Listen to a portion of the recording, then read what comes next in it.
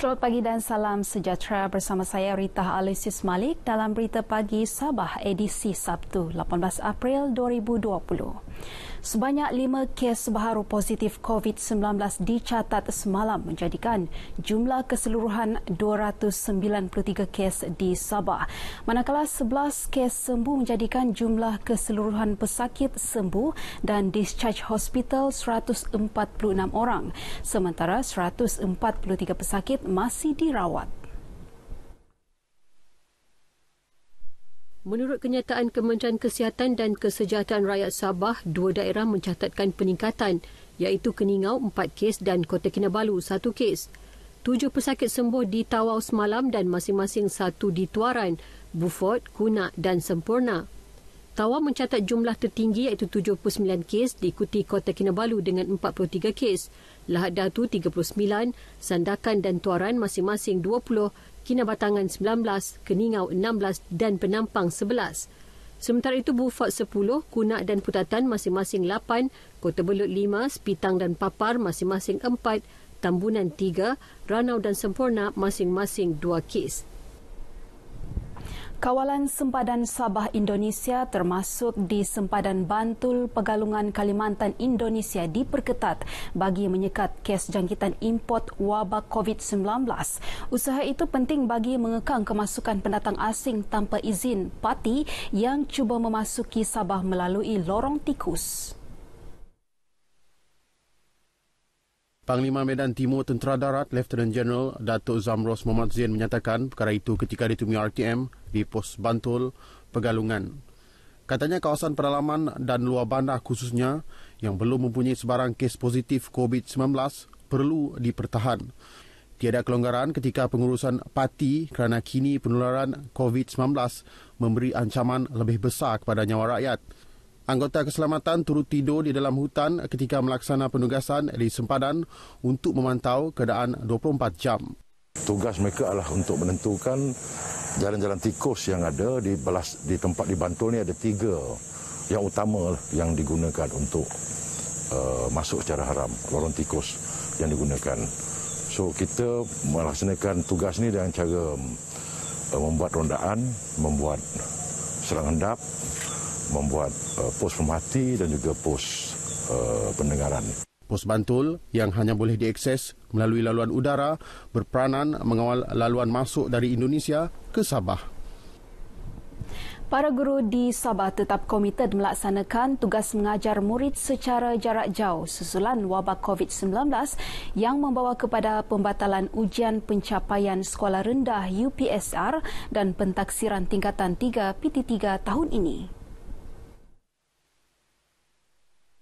Bercakap kepada pemberita RTM di Kota Kinabalu, Pengarah Pendidikan Negeri Sabah Dr. Mistirin Radin berkata, guru-guru akan terus memikul tanggungjawab mengajar murid berdasarkan sukatan pelajaran atau dokumen standard kurikulum dan pentaksiran yang ditetapkan Kementerian Pendidikan. Penglibatan guru pula, kita pun mengutip juga data penglibatan guru dalam PDP. Jadi kita nampak dalam 3 hari ini pengisian data itu semakin baik. Kita dapati bahawa sebahagian besar guru terlibat mengajar dalam setiap hari. Sambil menyatakan sokongan terhadap pembatalan UPSR dan PT3, Dr. Mistirin berkata pihaknya berpegang kepada sukatan pelajaran iaitu hanya menggunakan buku rujukan yang ditetapkan Kementerian Pendidikan. Jelasnya lagi, peperiksaan UPSR dan PT3 yang dikategorikan sebagai penilaian sumatif atau penilaian hujung tahun itu hanya merupakan salah satu kaedah penilaian pencapaian murid sekolah. Terdapat kaedah lain untuk menilai kemahiran dan pencapaian murid iaitu melalui pemerkasaan penilaian formatif yang menekankan penilaian secara berterusan dalam proses pengajaran dan pembelajaran. Jabatan Kemajuan Islam Malaysia JAKIM Sabah turut terlibat dalam pasukan pengurusan jenazah COVID-19 untuk membantu Kementerian Kesihatan dan Jabatan Hal Ehwal Agama Islam Negeri Sabah JAHINS. Pengarah JAKIM Sabah Haji Norjali Dais berkata pasukan berkenaan ditempatkan di 6 buah hospital di negeri ini. Haji Nur Jeli ketika ditemui RTM di Tambunan berkata hospital berkenaan ialah Hospital Queen Elizabeth Kota Kinabalu, Hospital Wanita dan Kanak-Kanak Sabah, Hospital Duchess of Kent Sandakan, Hospital Tawau, Hospital Lahadatu dan Hospital Keningau. Dalam pada itu katanya agensi di bawah Jabatan Perdana Menteri termasuk JAKIM, Yayasan Pembangunan Ekonomi Islam Malaysia, Yayasan Dakwah Islamia Malaysia dan Tabung Haji akan menyalurkan sumbangan kepada penduduk yang terjejas COVID-19 di Tambunan. Bantuan melalui tabung musaadah COVID-19 tersebut berupa barangan keperluan. Terdahulu Haji Nur Jeli menyerahkan sumbangan JAKIM kepada Pegawai Daerah Tambunan, Jumain Abdul Ghani. Sepanjang tempoh PKP ini, Perkhidmatan Kejenteraan Ladang tetap meneruskan operasi di lapangan seperti biasa, malah dilakukan dengan penuh semangat. Ia bagi memastikan bekalan makanan untuk rakyat, khususnya beras, sentiasa mencukupi. Menurut Pengarah Lembaga Pertubuhan Peladang Negeri Sabah, Anita Miswari, Pertubuhan Peladang Negeri PPN sentiasa memastikan perkhidmatan diteruskan terutama aktiviti penuaian, antaranya bagi mengelak risiko kerugian kepada pemilik sawah. Mereka ini sebagai frontliners kami juga ya, yang memastikan bekalan ataupun bahan-bahan makanan itu sentiasa ada dan tidak terjejaslah.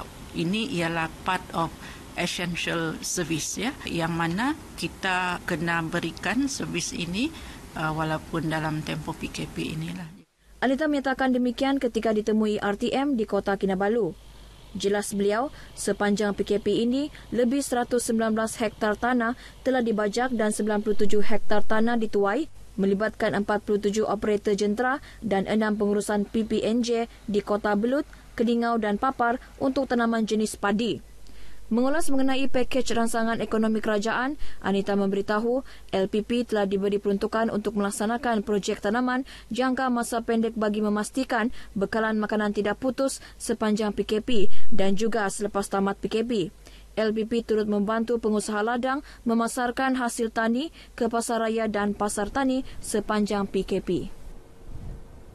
52 individu ditangkap sekitar Kota Kinabalu pada hari pertama Perintah Kawalan Pergerakan PKP Tahap 3, 15 April lalu. Kesemua mereka didapati ingkar PKP dan didakwa di bawah Akta Polis selain Seksyen 22-B Akta Pencegahan dan Pengawalan Penyakit Berjangkit 1988 dan Seksyen 3-1 Peraturan-Peraturan Pencegahan dan Pengawalan Penyakit.